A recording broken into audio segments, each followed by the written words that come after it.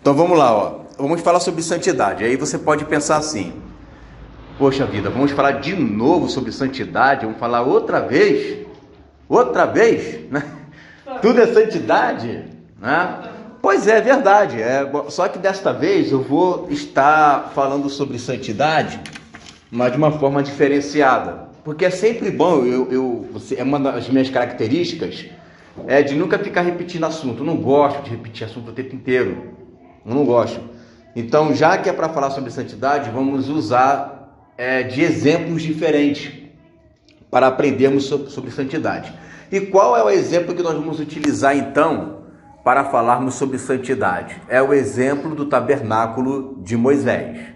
Você já deve ter visto aquele tabernáculo de Moisés, né, onde havia ali 3 compartimentos, que é o átrio, o santo e o santo dos santos. Você entende que o Antigo Testamento, ele é figura. O que é uma figura? É uma sombra, não é a realidade. Por exemplo, estou vendo aqui minha sombra aqui, ó. A minha sombra não é a minha realidade, mas ela representa algo real que sou eu. Então, por exemplo, existe uma matéria que se chama tipologia. O que é tipologia? Tipos, né? Você vai ver diversos tipos, diversas ações ali. Logia, estudo. Então você vê o povo de Israel saindo do Egito. Qual é a tipologia? O povo de Deus saindo do mundo, né? Isso é uma tipologia. Vamos ver uma outra tipologia. Abraão foi sacrificar Isaac. Pai Abraão, Isaac, seu único filho. Deus enviou seu filho para ser sacrificado por nós. Então, essas são tipologias, né? A gente olha ali o Antigo Testamento, lepra, a mensagem do domingo passado, lepra, pecado, né? São tipologias. Você pega alguns fatos e personagens do Antigo Testamento que representam fatos e personagens do Novo Testamento. Então tem uma tipologia que é o tabernáculo. Por que isso é uma tipologia? Porque tabernáculo era aonde Deus manifestava o seu poder, manifestava a sua autoridade, e havia alguns princípios ali no tabernáculo que, se a gente olhar para o Novo Testamento, sem ler o Antigo, a gente vai ficar às vezes sem entender o motivo. Por exemplo, a Bíblia nos chama de tabernáculo, você sabe disso, né? A Bíblia nos chama de casa, a Bíblia nos chama de edifício, tabernáculo, morada. Morada é a palavra mais utilizada. Casa tem até aí, nessa casa é a sua casa, né? Então, casa, morada, habitação do Senhor, templo do Espírito Santo. Então, tudo isso são referências que o Novo Testamento dá ao Antigo Testamento, tá? Então, dessas referências, que é templo, habitação, casa, morada, edifício, tabernáculo, nós vamos estudar essa referência agora, tá? Então vamos lá, ó. Uma vida de santidade. O Senhor deu o tabernáculo aos israelitas, de modo a ensiná-los sobre si mesmo e sobre o glorioso programa de redenção que tinha preparado desde a fundação do mundo. Ou seja, um plano que Deus estabeleceu lá atrás, antes do homem ser criado. Deus já pensava em mim, já pensava em você, já pensava em todos nós. Então, ele começou a nos ensinar como ele iria trabalhar a salvação por meio do povo de Israel, tá? Vamos lá. Tudo isso se centraliza em seu Filho, Cristo Jesus. Para compreendermos e nos relacionarmos com nosso Pai, precisamos compreender e nos relacionar com seu Filho. Enquanto não fizermos isso, deixamos de compreender a maior parte do que a Bíblia diz. O tabernáculo da congregação fala sobre o Cristo ressurreto e faz isso em detalhes admiráveis, mas poucos querem ouvir sobre a santidade do Filho. E nessa estrutura vamos ver essa santidade, Nesse estudo vamos ver nessa tenda como a santidade do Filho está nele, e Deus quer que sejamos a semelhança do Filho. Então você vai ver que, olhando para o tabernáculo, você vai ver Jesus, e você também vai ver nós, porque nós estamos nele, né? Então tudo que é para Jesus é para nós também. Jesus morreu por nós devemos morrer por ele. Jesus foi um sacrifício por nós devemos nos sacrificar por ele. Jesus foi obediente ao Pai, eu também devo ser. Jesus, ele foi a habitação do Pai, hoje nós somos a habitação deles. Então tudo que o tabernáculo representa para Jesus, também representa para nós. Ó, tabernáculo significa habitação, morada, proteção. No Novo Testamento nós somos chamados de tabernáculo, santuário, templo de habitação de Deus no Espírito. Olha o que Paulo vai dizer. Vocês não sabem que são santuário de Deus e que o Espírito de Deus habita em vocês? Tá vendo? Então Paulo, quando olha para aquele tabernáculo, para aquele santuário, ele não está olhando nada de pedra ali. Ele está olhando para nós. Né? Tem uma passagem em Coríntios capítulo 9, que ele vai falar assim, que ele vai falar do boi trabalhando, aí ele vai dizer que não pode, né, fechar a boca do boi enquanto ele trabalha, né, porque todo obreiro é digno do seu salário. Aí ele pergunta, por um acaso Deus está se preocupando com os bois ou fala com relação a nós? Ou seja, Deus está dando uma ordem para que a gente não deixe que o boi coma. Mas quando Deus fala isso, ele não está falando para boi, ele está falando para os futuros obreiros da casa de Deus. Por quê? Ele está usando de figura de linguagem do Antigo Testamento. Tá? Então vamos lá. Ó, também considero justo enquanto estou neste tabernáculo, ou seja, neste corpo. O corpo aqui é tabernáculo, habitação de Deus. Tá? As divisões do tabernáculo. O tabernáculo ele é dividido em 3 repartições. E essa aula nós já tivemos na primeira aula do primeiro módulo. Hoje nós estudamos onde existe corpo, alma e espírito. Então até o nosso corpo é dividido em 3 compartimentos. Igual o tabernáculo. Ó. Átrio é igual ao corpo. Santo lugar é igual à alma. Santo dos santos é igual ao espírito. Então, existem 3 compartimentos. Vamos estudar o primeiro compartimento, que é o átrio. Vamos lá. O átrio é uma área ampla e descoberta, cercada por paredes ou outras construções. Então, o átrio significa basicamente um pátio. A primeira vez que a palavra átrio é citada na Bíblia diz respeito ao pátio do tabernáculo. Entrando no tabernáculo, o átrio era a área que dava acesso às suas dependências internas. Então, ou seja, você imagina, vamos supor que essa parte aqui do tapete, ele é o átrio. Aí aqui, saindo daqui, até ali na direção dele aqui, ó, assim, é o santo lugar. Então aqui, tudo isso aqui é o átrio. Essa parte aqui tem um local que separa, né? Seria o santo lugar. E mais adentro, um pedacinho pequenininho aqui, assim mais ou menos, seria o Santo dos Santos. Então tem o átrio, tem o santo lugar, você vai entrando sempre de lá para cá assim, ó, as portas são sempre de frente para outra, né? Tem tem a porta, que é onde você entra no átrio, tem o santo, e aqui no fundinho tem o Santo dos Santos. Seria quase como se fosse aqui, ó, santo lugar, aquela parte ali o santo, e ali mais no fundo o Santo dos Santos, tá? Então, qual é o primeiro contato que as pessoas têm ao entrar pelo átrio? Para entrar pelo átrio tem que entrar por aonde? Pela porta. Quem é a porta? Quem disse que é a porta? Jesus. Eu sou a porta. Né? Então Jesus, ele é a porta. Ninguém vai conseguir entrar no átrio se não for por Jesus. Ele é a porta. Então, você veja que Jesus ele está aqui logo no início para que as pessoas possam ouvi-lo, abraçá-lo, né? Entrar por ele. Ninguém vai entrar no santuário, ou melhor dizendo, no átrio, se não for por ele. Não tem como você entrar no Santo dos Santos sem passar pelo santo. E não tem como você entrar no santo se não passar pelo átrio. O átrio é como se fosse o quintal de uma casa. Ninguém entra na casa se não passar pelo quintal primeiro. Tem que passar pelo quintal, tem que passar pelo átrio, tem que passar por Jesus. E aí, qual é o primeiro objeto que você vê aqui no altar do holocausto? Ó, no local do holocausto. Qual é o primeiro objeto que você vê no átrio? Que é o local do holocausto. Ó, o altar do holocausto era o local onde era feito o sacrifício.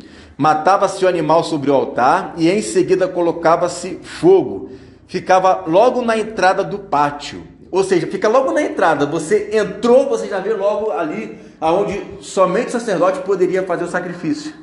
Tá? Então, todos os dias vinha lá os sacerdotes, né? Ia lá fazer o sacrifício para ele e o sacrifício para o povo. Ia lá fazer o sacrifício para ele e fazer o sacrifício para o povo. O que isso significa? Que todos os dias, nós que somos o sacerdócio real, todos nós somos sacerdotes, temos que fazer sacrifícios todos os dias.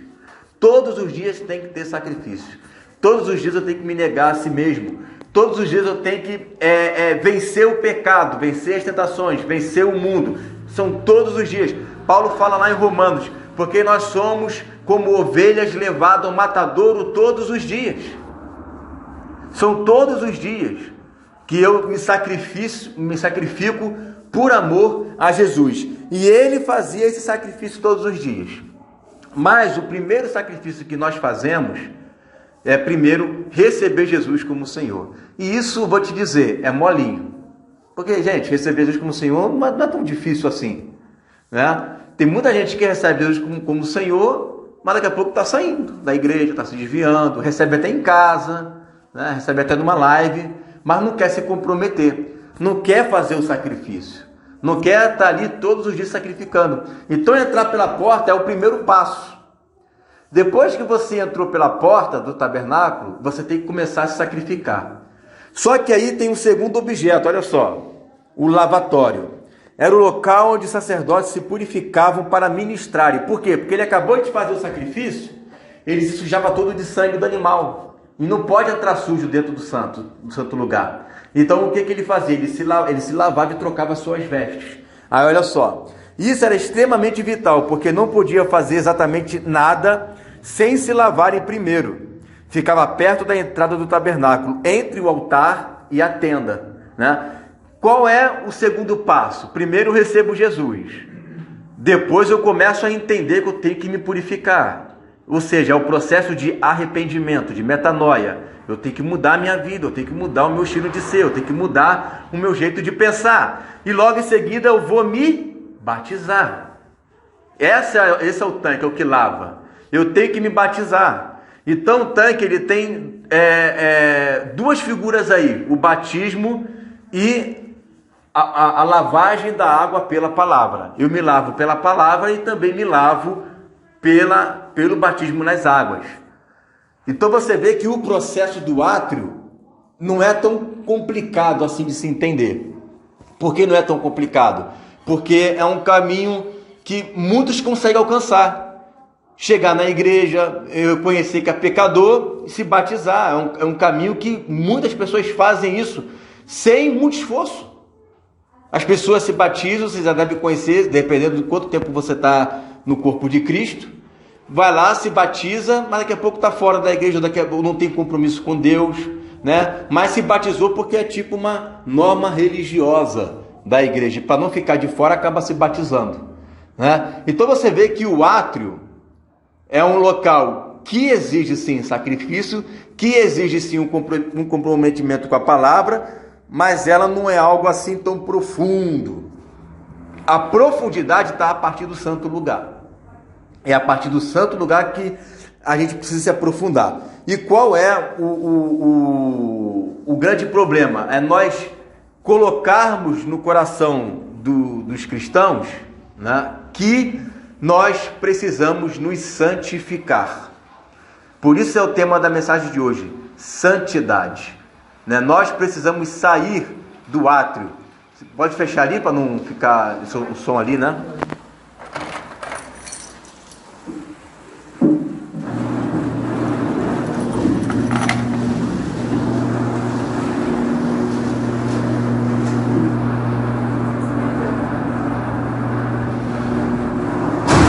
Fechei a porta do átrio. Então nós precisamos nos santificar.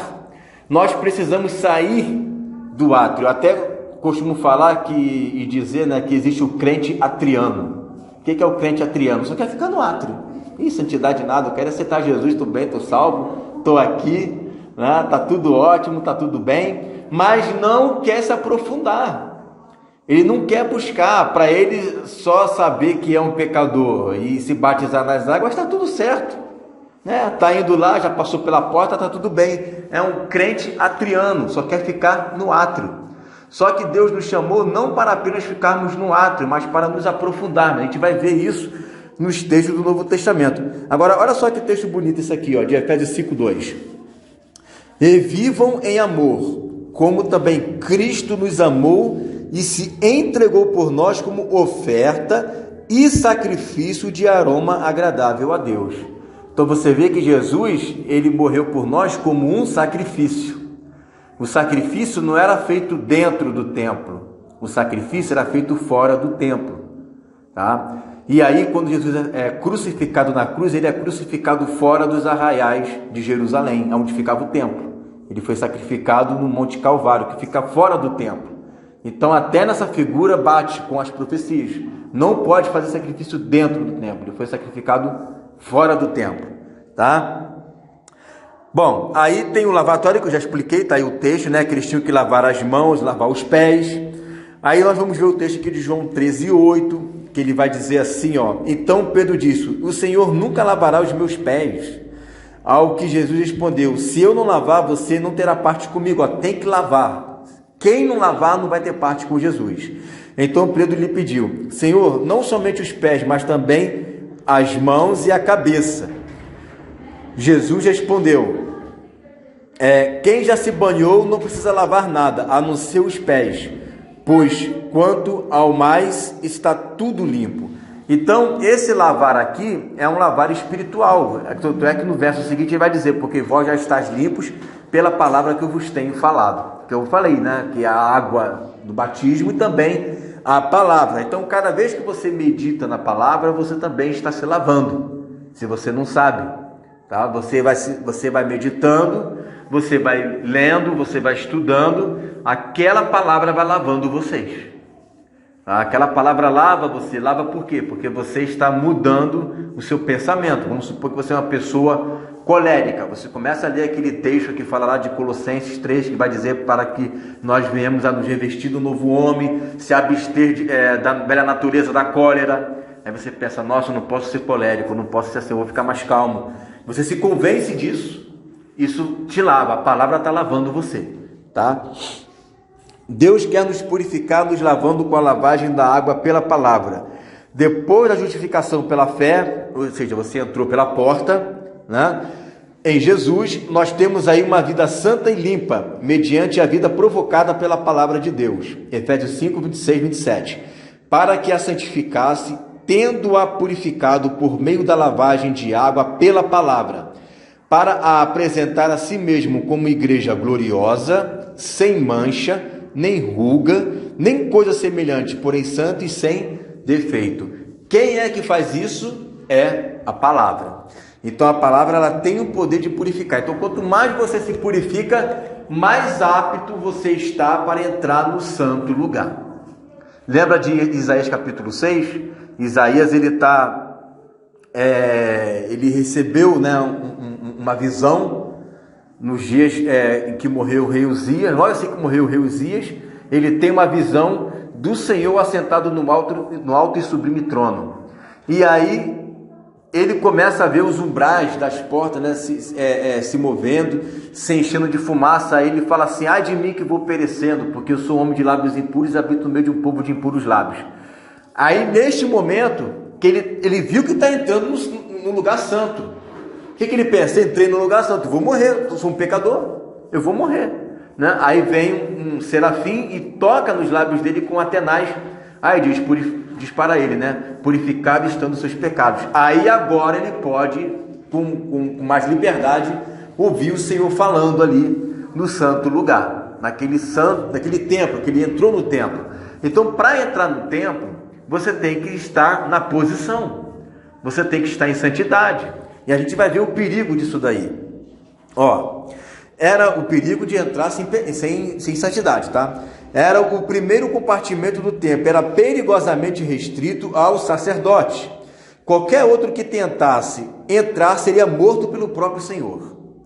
Existiam 3 objetos dentro do santo lugar: a mesa com 12 pães da proposição, que significa comunhão, o candelabro de 7 braços e o altar do incenso. Ó, a mesa, diariamente se colocava 12 pães frescos ali. Os sacerdotes comiam esses pães no lugar santo. Então, qual é o passo? O primeiro passo, você vai entrar pela porta. O segundo passo, você vai fazer sacrifício. O sacerdote fazia isso. O terceiro passo, lavava as suas mãos, né? Quarto passo, entrava lá e ajeitava os pães e colocava todos os dias de manhã 12 pães novos, que era o pão da proposição. Agora preste atenção, o que significa pão na Bíblia? Comunhão, Santa Ceia, né? Você ter comunhão com os irmãos. E isto é quantas vezes? São todos os dias, tinha que se colocar 12 pães novos ali. Todos os dias. Mesa para o judeu significa comunhão. Por isso que lá em Salmo capítulo 1 vai falar assim: bem-aventurado o varão que não anda segundo o conselho dos ímpios, não se assenta na mesa dos escarnecedores, ou seja, não tem íntima comunhão com quem escarnece do seu Deus.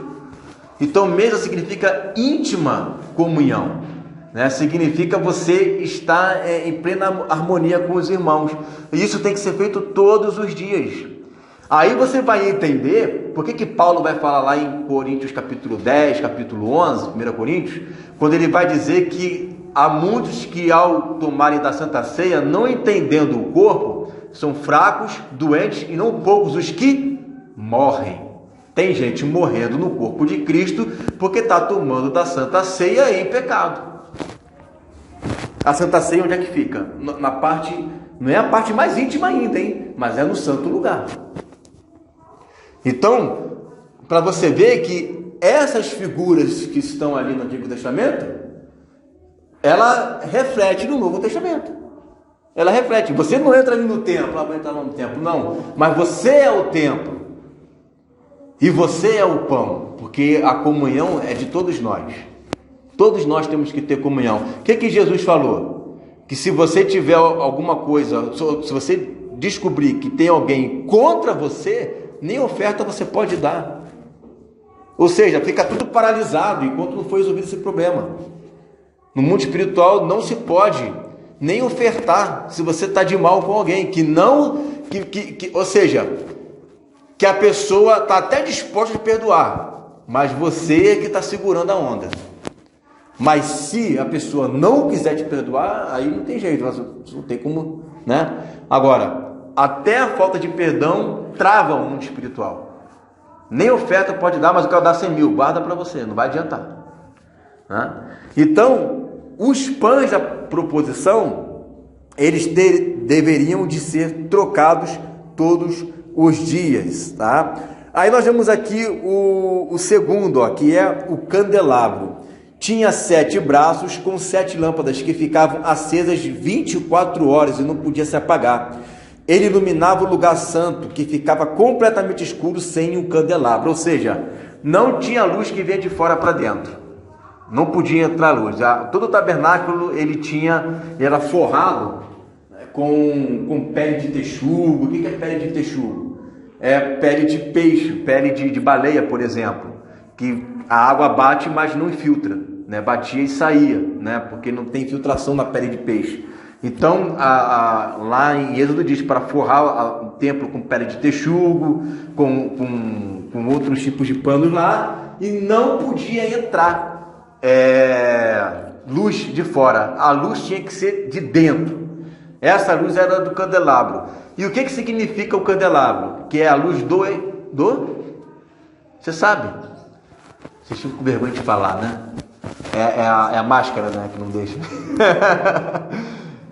É o Espírito Santo. Claro, não pode ser outro. É a luz, é o Espírito Santo. E esse candelabro, ele tinha que ser aceso todos os dias. Porque esse azeite só durava 24 horas. Então você tinha que ir lá, todo dia trocava o pão, e todo dia você tinha que colocar mais azeite ali para não se apagar. Por isso que tem aquele texto que todo mundo conhece: não se pode apagar o pavio que fumega, né? Não se pode apagar, né? Tem que deixar acesa aquela lâmpada ali. Era proibido, era um pecado grave deixar a lâmpada do santo lugar se apagar. Tinha que ficar aceso 24 horas. É até interessante que tem conta-se na história, né, no livro dos Macabeus, que na época em que Israel estava sendo invadido, eles ficaram presos, né? E eles não tinham como acender a lâmpada. porque estavam sitiados ali. E aí, como não tinha como acender a lâmpada ia apagar, não tinha azeite ali. Só que milagrosamente a lâmpada ficou acesa por 9 dias. Deus não permitiu que a lâmpada se apagasse. Por isso que, se você for ver em alguns locais de Israel, por exemplo, qual é o símbolo de Israel hoje? É essa menorá aqui, mas de 9 hastes, né? Não sei se você já chegou a ver que tem umas de 9 hastes, né? Por que 9? Representando os 9 dias em que a menorá não se apagou, ficou acesa, né? Deus não permitiu que apagasse. Então, quando você chega no Novo Testamento, o que a Bíblia fala? Que Paulo diz assim: não apagueis o Espírito. Não se pode apagar o Espírito, não se pode deixar a luz que está dentro de nós se apagar. E essa haste aí, ela representa o Espírito Santo, e tem sete hastes, né? O candelabro, e representa a perfeição de Deus, a plenitude de Deus, né? As virtudes de Deus. Então, tudo que é do Espírito Santo você pode ter. É só não apagar essa arte, é só não apagar o Espírito Santo. Você tem que buscar o Espírito Santo, você tem que buscar, né, esse poder, você tem que buscar essa autoridade, você tem que buscar essa unção. Então, quem é que tem comunhão uns com os outros? Quem é que busca continuamente, todos os dias, o Espírito Santo? Aquele que quer passar do átrio e entrar no santo lugar. Cristão que não se conforma com o santo lugar, com o átrio, ele vai querer entrar no santo lugar. Ele vai querer avançar em Deus. Ele não vai se contentar em apenas receber Jesus como Senhor. Ele vai receber Jesus, ele vai procurar se arrepender, porque tem pessoas que não xingam, não bebem, não fumam, não são viciados, mas também só para aí, não avança, né? Então ele nos chama para a gente poder avançar mais, porque Deus tem mais. Deus tem mais. Então, além de você se arrepender dos pecados, ainda tem a comunhão com os irmãos, e ainda tem a busca do Espírito Santo, que é continuamente. E aí você vai ver um outro elemento aí, ó, que é o altar do incenso. Ficava de frente para o véu, onde eram queimados incensos, ou seja, perfumes, produzidos a mando de Deus, e tinha que essa fumaça ficar ali, ó, 24 horas também. Não podia deixar de ter essa fumacinha, de ficar aceso, né, aquele altar ali. E percebe, se você for ampliar essa imagem, você vai ver aqui na ponta, tipo um chifrinho aqui. Tá vendo o chifrinho aqui, bem na pontinha? Bom, esse altar de incenso, ele era quadrado. Então, em cada ponta tem um chifre, e via 4 chifres ali. O que se representa chifre na Bíblia? Chifre simboliza o quê? Autoridade, poder, tá? Então, quanto mais você ora, mais poder você tem, porque esse altar de incenso representa as orações dos santos. Você quer ver isso? Ó? Desce um pouquinho aí, ó, que você vai ver lá em Apocalipse. Pode descer mesmo. Apocalipse 8:3. Depois a gente volta aqui. Olha o que diz Apocalipse 8:3. Veio outro anjo e ficou em pé junto ao altar, com incensário de ouro. E lhe foi dado muito incenso para oferecer, com as orações de todos os santos, sobre o altar de ouro que está diante do trono. Então você vê que este altar do incenso, ele representa a oração dos santos, e essa fumaça sobe aos céus. Lembra, tem várias passagens do Antigo Testamento, os profetas falando assim, que as suas orações sobem para mim como um cheiro suave. Orações, sacrifícios. Por que o sacrifício cheira como um incenso suave? Como um cheiro suave? Porque o sacrifício, no final de ser sacrificado, ele era queimado, né? Então, os sacrifícios e também o incenso, se colocava perfume ali, né? No incensário se colocava perfume para quê? Para fazer como se fosse um aroma. Tem aquele incenso, né, que você queima o incenso, fica um cheiro bom no local. E era a mesma coisa, ficava com um cheiro bom ali dentro daquele santo lugar. As nossas orações Deus recebe como incenso. Se eu tivesse um óculos espiritual aqui e pedisse assim para todo mundo orar, e colocasse esse óculos espiritual, ia ver saindo incenso na hora de você orar. Sai incenso. E esse incenso te dá autoridade, te dá poder, te dá unção. Aí você pergunta assim, poxa vida, por que aquele camarada vai orar e as coisas acontecem? Por que aquele camarada ali vai pregar e o negócio funciona? A outra pessoa ali vai orar e o outro é curado e comigo não acontece? Porque está faltando oração. Está faltando intimidade. No santo lugar você encontra isso. No santo lugar você tem um cheiro. Mas esse cheiro de oração que sobe para Deus, antes da oração, o que vem? Qual é o passo a passo? Eu tenho que ter sacrifício. Eu não posso chegar lá, deixar o sacrifício para lá e encher, né, aquele incenso de perfume e sair queimando. Não, primeiro eu tenho que me arrepender dos meus pecados para depois eu ir lá e fazer uma oração com um cheiro suave. Há um processo. Esse é o grande perigo e erro de muitos cristãos. Eles acham que a salvação é assim de boa. E não é. Tem um processo. Você tem que entrar pela porta. Você tem que começar a ter a metanoia, a mudança, arrependimento, sacrifício. Você se batiza.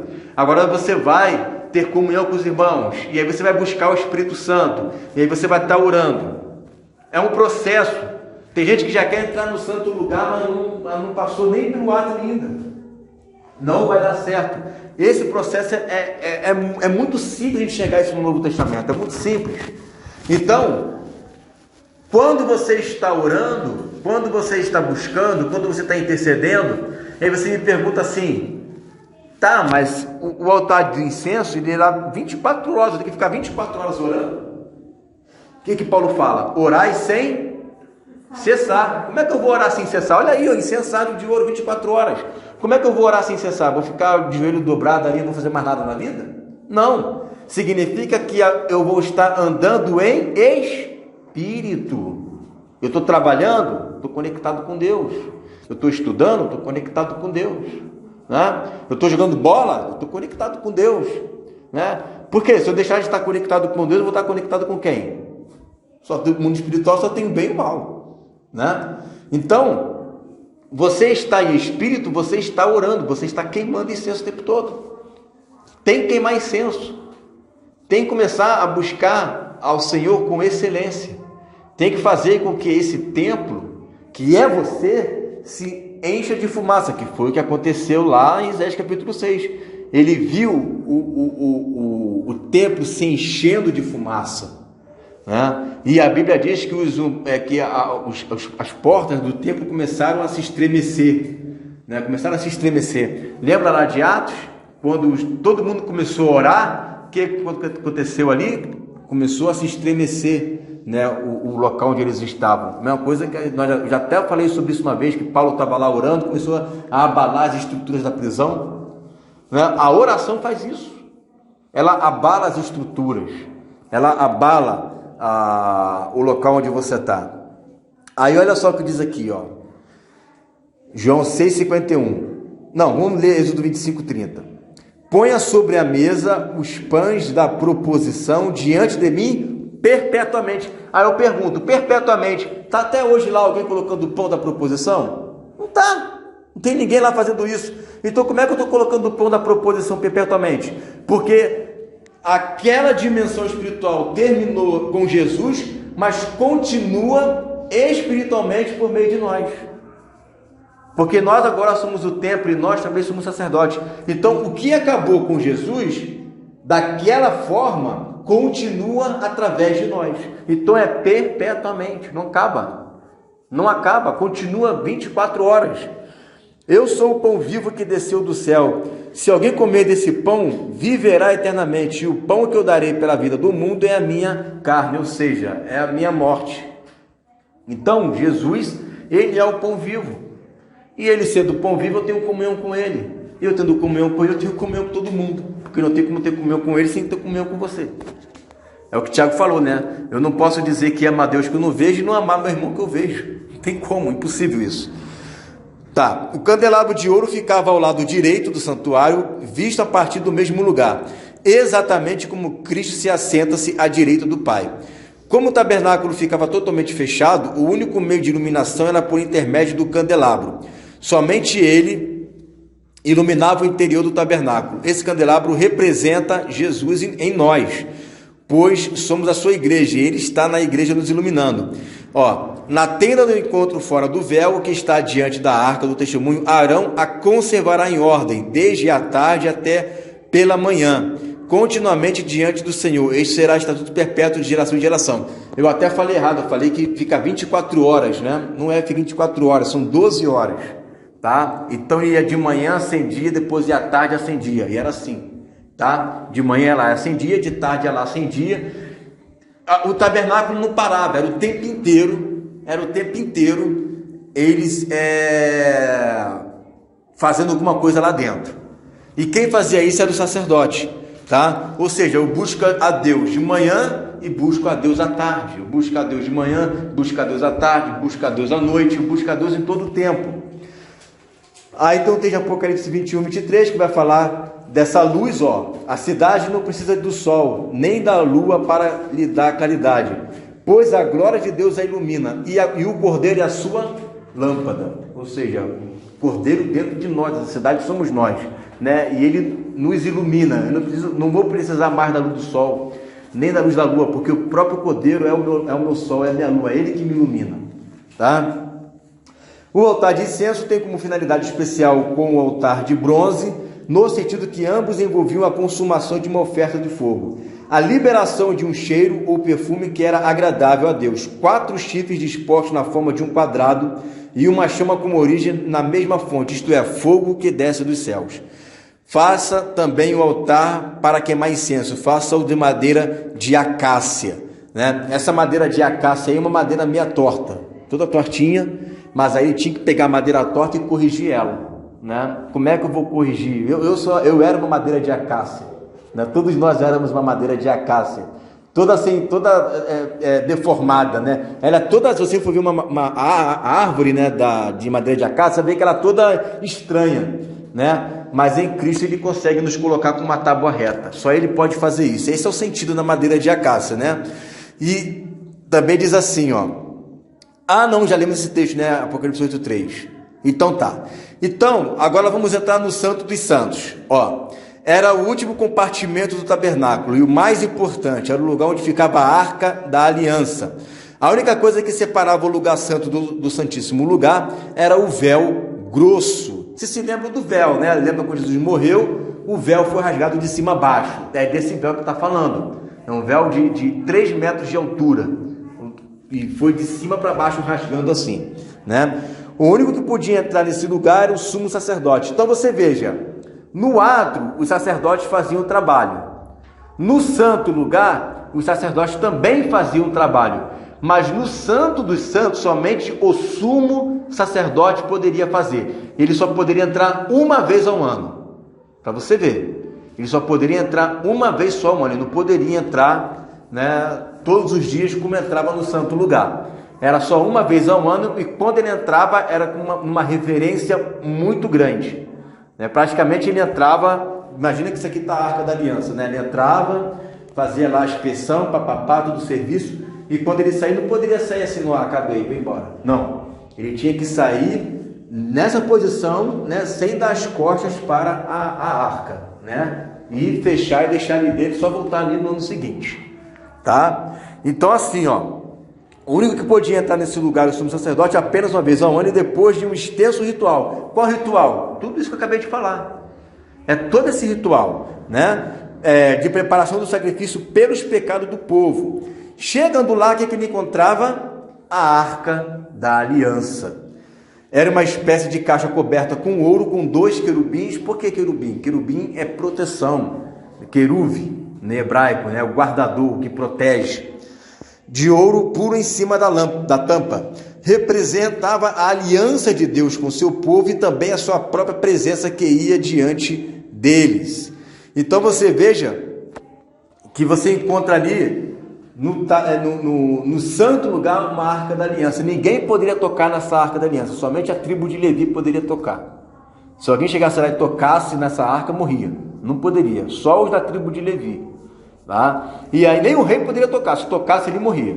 Tinha que ser apenas os sacerdotes, porque tinha que carregar, né? E quem é sacerdote? Só quem nascia na tribo de Levi. Eram 12 tribos, todas as outras 11 não poderiam tocar nessa arca, tá? E tem uma história legal que conta que quando essa arca foi roubada, colocaram acho que foram os filisteus que roubaram essa arca e colocaram de frente para o deus Baal, né? E eles roubaram a arca, porque assim, você não pode carregar, como é que roubaram? Porque aí tem você está vendo aqui essa haste aqui, ó. Tá vendo? Essa haste aqui é onde eles seguravam, já que não poderiam carregar assim, aí seguravam aqui, outra aqui e poderiam levar, né? Aí tudo bem. Então essa arca, ela foi roubada pelos filisteus. Eles colocaram essa arca de frente para o deus Baal, para ficar ali, né? Tipo assim, né? Reverenciando o deus Baal. Só que no dia seguinte, quando eles chegaram, o deus Baal estava assim, ó, a estátua toda inclinada diante da arca, né? Aí depois foi lá o Jael, Davi foi lá e recuperou a arca. E é nesse episódio que você vê que Davi começou a dançar. E a felicidade dele em saber que eles tinham recuperado a arca, porque quando eles iam com a arca da aliança para as guerras, a vitória era certa, né? E sempre levava a arca para poder vencer as guerras, né? E dentro da arca, o que você encontra? Eu acho que eu não coloquei aqui, mas tudo bem, né? O que você encontra dentro da arca? O que tem lá? Quem se lembra?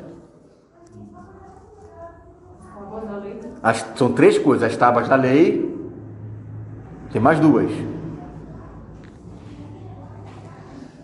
a vara de Arão, e a outra que é o maná, né?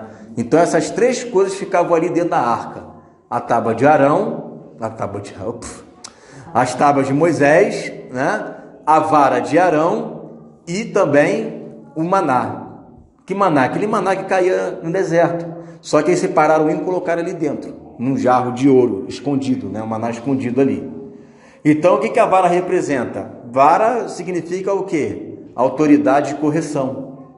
Então, você vai caminhando, chegou lá no Santo dos Santos, Deus ainda tem um monte de coisa para corrigir ainda. Ou seja, a gente nunca está numa posição que a gente acha que está. Cheguei lá no Santo dos Santos, agora eu sou sinistrão. Não, tem que corrigir. Tem um monte de coisa ainda para Deus te corrigir. Então a vara significa correção. E as tábuas da lei? Aí você pensa o quê? Pô, estudei pra caramba. Não, Deus tem mais coisa para te revelar. Deus quer que você se aprofunde mais. Deus quer que você cresça mais. Deus, ele é infinito. Deus, ele é um Deus que não termina. Não se contente apenas com o que você aprendeu no átrio. Não se contente apenas com o que você aprendeu no santo. Vai mais além. Deus tem mais coisa para te mostrar no Santo dos Santos. Deus tem mais ainda para te revelar. A tábua poderia estar lá no início, não, está lá no final. Por quê? Porque a palavra de Deus, todos os dias ela se renova. Deus, ele não para de ensinar. Não para. Uma das coisas principais que vai acontecer quando Jesus voltar, isso está lá em Isaías capítulo 2, vai dizer assim, que todas as nações vão para Jerusalém, porque de Sião sairá a lei e de Jerusalém a sua palavra. Ou seja, todas as nações vão para lá para aprender, para serem ensinadas. Ou seja, uma das características de Deus é o ensino. Como é que você acha que Jesus era conhecido? Ele é chamado de 2 coisas, né? Mas uma é muito mais... Você olha para ele e você vê isso nele. O que você acha que é? Que ele é chamado direto. Uma é que ele é chamado de profeta. Mas isso é muito pouquinho, você vê poucas passagens. Mas a outra ele é chamado diversas vezes, que era o quê? Mestre, bom mestre, ou mestre. Tu que é mestre em Israel, mestre, porque uma característica forte de Jesus é ensino. Jesus ensinava mais que curava. Jesus ensinava mais do que pregava evangelismo. A característica dele é ensinar. O que ele fala? Ide por todas as nações, né? Batizando em nome do Pai, do Filho e do Espírito Santo, fazer discípulos, ensinando tudo que eu vos ordenei. Então, uma das características de Jesus é o quê? Fazer discípulos. O que é fazer discípulo? É ensinar. Jesus o forte de Jesus era o ensino, né? Então, Jesus ensinava mais do que curava. Então, essa é a questão. Você está com Jesus por causa da cura ou por causa do ensino? Não, porque Jesus, ele quer se revelar a você cada vez mais. Por isso que lá em Oséias 4 vai dizer assim, né? Porque tu, sacerdote, rejeitaste o conhecimento, também te rejeitarei, para que não seja meu sacerdote. Ou seja, quando a gente rejeita o conhecimento, a gente está rejeitando o próprio Deus, porque Ele é a sabedoria, Ele é o conhecimento. Diz o texto lá em Apocalipse que Ele é, acho que é Apocalipse, né? Diz assim, que Ele é a sabedoria de Deus. Jesus é a sabedoria de Deus. Então, quando você rejeita a sabedoria e o conhecimento, você está rejeitando o próprio Jesus, porque Ele é a palavra. Ele é a palavra, né, que se fez carne. Ele é a palavra que se fez carne. Aí quando eu falo assim, gente, vamos estudar a Bíblia. Gente, vamos estudar a palavra. Ah, não, o importante é amar Jesus. Isso aí é discurso de Atriano. Amar Jesus é discurso de Atriano. Que o Atriano só quer saber disso daí, só de amar Jesus, né? Mas você tem que amar Jesus, mas amar o que Ele também ama. Você tem que amar o que Ele ama. E o que Ele ama? Ele ama a sabedoria.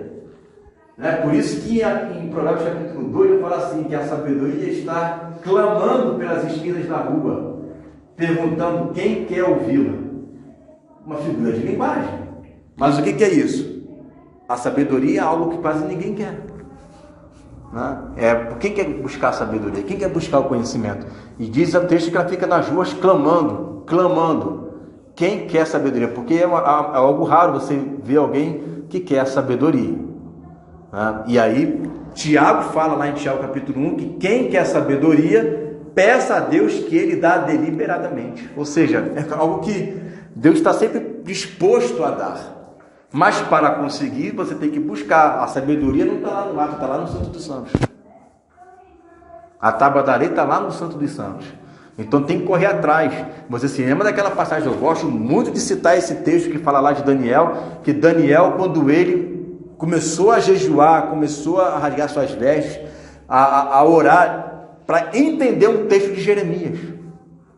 Aí Deus manda um anjo e fala, Daniel, você é muito amado, porque você está criando um entendimento de um texto, e você está fazendo isso tudo por causa de um entendimento de um texto. Aí foi quando eu perguntei para vocês, qual de vocês já jejuaram, já buscaram para entender um versículo? O máximo que a gente faz, no mínimo, é perguntar para o líder e para o Google. E Daniel não, Daniel ele foi jejuar, ele foi buscar, ele foi orar, e no mesmo momento Deus foi lá e enviou um anjo para dar a resposta para ele. Só que aí veio o príncipe da Pérsia e começou a impedir, ou seja, o diabo não quer que você tenha conhecimento. O diabo não quer. Mas o conhecimento está disponível para todo mundo, para todos nós. Basta buscar, basta querer. O caminho é fácil? Claro que não. O caminho não é fácil, mas bem-aventurado aquele que alcançar. Bem-aventurado aquele que tem entendimento. A Bíblia fala em Daniel capítulo 12 que nos últimos dias os sábios vão resplandecer como o sol do meio-dia. Ou seja, a sabedoria do cristão ela tem que ser notória. Ela chama a atenção. Lembra de Salomão? Chama a atenção. Vem reis de fora para poder buscar conselho dele, como foi a rainha de Sabá. Mas o que ele fez? Deus falou para ele, você pode me pedir uma coisa, me pede, eu vou te dar. Pessoa, quase um mágico da lâmpada, Só que com um pedido só, Pede uma coisa. A pessoa, se Deus falar para você assim, pede uma coisa, eu vou te dar. Agora, pode pedir. O que você ia pedir? Não precisa falar não. Mas o que você ia pedir? Então, geralmente a gente pede o que temos mais necessidade. O homem que estava cego pediu a visão, E aí Salomão pediu sabedoria para governar o povo, porque tinha temor de levar o povo para o caminho errado, ele queria governar com sabedoria. Quando ele pede sabedoria, claro que Deus sabia que Deus é onisciente, mas naquele momento Deus se alegra. Deus diz assim, caraca, meu, e Deus ainda faz esse testemunho. Você poderia ter pedido mulheres, dinheiro, bens, tudo, mas você pediu sabedoria.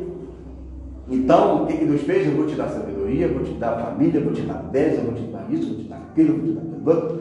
Ou seja, ele buscou o reino e as outras coisas foram acrescentadas.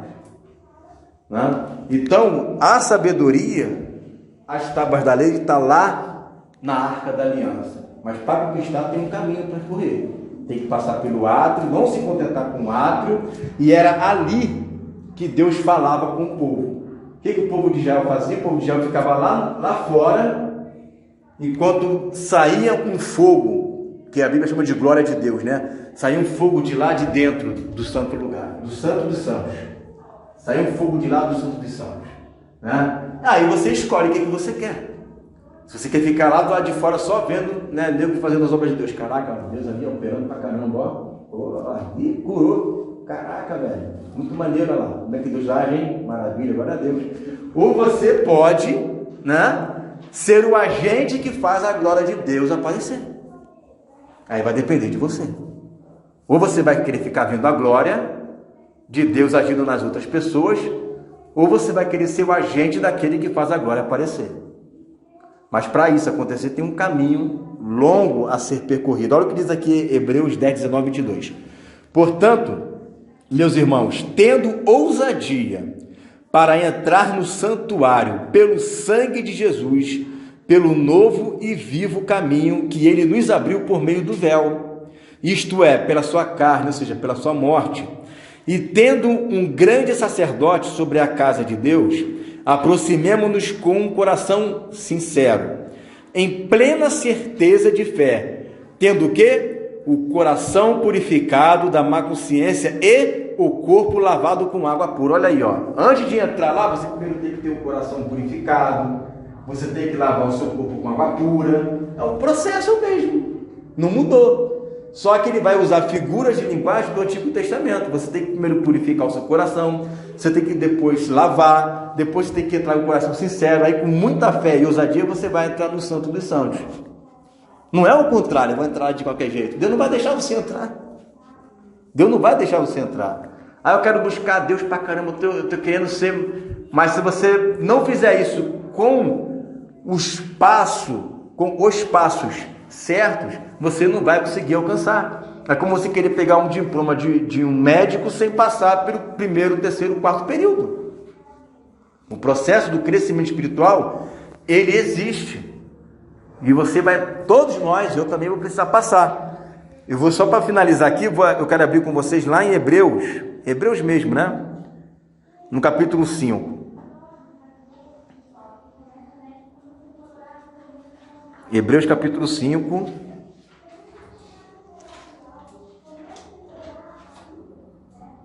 Ó, versículo 11, certo aí? Hebreus 5:11. Vamos lá, olha só. Ele vai explicar sobre a ordem de Melquisedeque. Olha, é um assunto bem interessante, a ordem de Melquisedeque. Mas aí ele ia falar, na hora que ele ia falar, olha o que aconteceu, versículo 11. A esse respeito, temos muitas coisas que dizer, e difíceis de explicar, porquanto vos tendes tornados tardios, ou seja, negligentes para ouvir. Pois, com efeito, quando devis ser mestres, atendendo ao tempo decorrido, tendes novamente necessidade de que vos ensine de novo. Olha, outra vez, eu tenho que falar desse assunto outra vez com vocês, cara, não é possível, é isso que está falando. Os princípios elementares dos oráculos, ou seja, da palavra de Deus. Assim vos tornasse como o quê? Necessitados de leite e não de sólido alimento. Ora, todo aquele que se alimenta de leite é inexperiente na palavra da justiça, porque é criança, é menino. Mas o alimento sólido é para os adultos, os perfeitos, né? Os maduros, para aquele que pela prática, olha aí, tem praticado, né? As suas faculdades, é praticado a mente. Aquele que tem a prática na mente, tem as suas faculdades exercitadas para discernir não somente o bem, mas também o mal. Versículo 1 do capítulo 6. Ele dividiu aqui, mas não é para dividir não.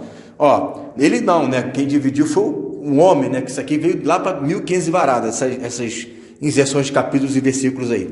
Por isso, ponde de parte os princípios elementares da doutrina. O que é pôr a parte? Coloca de lado isso daí, né? Os princípios elementares da doutrina de Cristo. Deixemos-nos levar para o que é maduro, perfeito, não lançando de novo a base, né? Aí ele vai falar aqui as 6 doutrinas que é leite, tá? O que é leite? Coisa de criança. Primeiro, arrependimento de obras mortas, fé, né? Doutrina dos batismos, imposição de mãos, ressurreição dos mortos e do juízo eterno. Isso faremos se Deus permitir. Então ficar falando toda hora sobre fé, arrependimento, doutrina de batismo, ressurreição de mortos, imposição de mãos, juízo eterno, são assuntos que é leite. Para novo convertido, eu estava lendo isso daí, ficar tocando nesse assunto aí direto, né? Só que ele fala, chega um certo momento que você tem que sair disso daí. Se você ficar nisso daí, você não vai avançar, você não vai amadurecer, você não vai crescer, você não vai se tornar um cristão por excelência. Você vai continuar achando que está crescendo, mas está sempre no mesmo. É como você se tornasse um pós-graduado, né, em alfabetização. Ficasse sempre ali, o cara só fala de fé, só fala de fé, só fala de fé, fé. O tempo inteiro. O cara só fala, não é que você vai deixar de ter fé, mas é que esse assunto para você já está muito bem edificado. Seria a mesma coisa que eu faço para você, cara, deixa eu te ensinar aqui. Você quando for trabalhar contabilidade, você vai utilizar as 4 operações aritméticas, não vai? Quem trabalha com contabilidade usa. Mas eu não preciso sentar para você e te ensinar como fazer a conta de somar. Essa é a diferença. Utilizar a fé você vai. Se arrepender todos os dias você vai. Mas eu não preciso ficar lançando toda hora esse fundamento, porque você já está fundamentado nisso. Isso já é uma verdade em sua vida. Fé já é algo que já está estabelecido no seu coração. Se arrepender todos os dias é algo que já faz parte da sua vida. Eu não preciso estar lá, gente, agora eu vou falar sobre arrependimento. Aí chega assim, senhores políticos, vamos falar sobre arrependimento? Né? Aí chega no outro dia, pô, agora eu vou falar sobre um assunto legal, cara. Arrependimento. Né? Então, isso ajuda, porque eu não posso me esquecer que eu tenho que me arrepender. Mas se eu ficar só falando nisso, o tempo inteiro, arrependimento, fé, batismo, arrependimento, fé, batismo, só nisso daí, aí você não vai amadurecer. Eu não posso chegar e nem explicar para você o que é Melquisedeque, porque você não vai entender. Você vai até balançar com a cabeça, mas se eu te perguntar ali fora, você não vai saber me explicar. Né? E olha que ainda coloca aqui, ó, juízo eterno e ressurreição dos mortos. Assunto que nego corre. Né? E isso é leite. Isso ainda é leite. Não é alimento sólido não, hein? Ressurreição e juízo eterno não é alimento sólido, é leite. Paulo está dizendo isso. É leite. Tá? Então, átrio é coisa de leite. O atriano, ele está se lavando com leite ainda. E a gente precisa amadurecer para buscar as coisas mais excelentes. E aí, Paulo vai falar lá em 1 Coríntios capítulo 2, e capítulo 3 também, que ele queria falar sobre coisas que são mais profundas, mas ele não poderia, por quê? Porque eles ainda não eram meninos.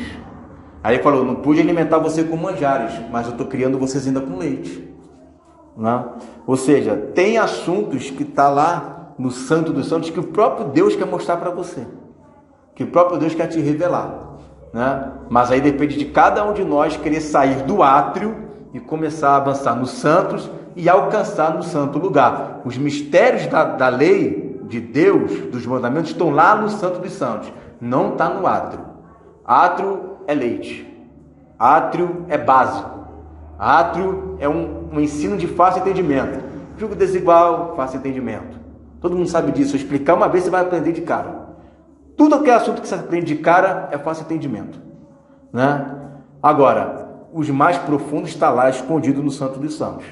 E aí cabe a cada um de nós querer buscar esse conhecimento ou não. Certo? Alguma pergunta? Alguma consideração? Não?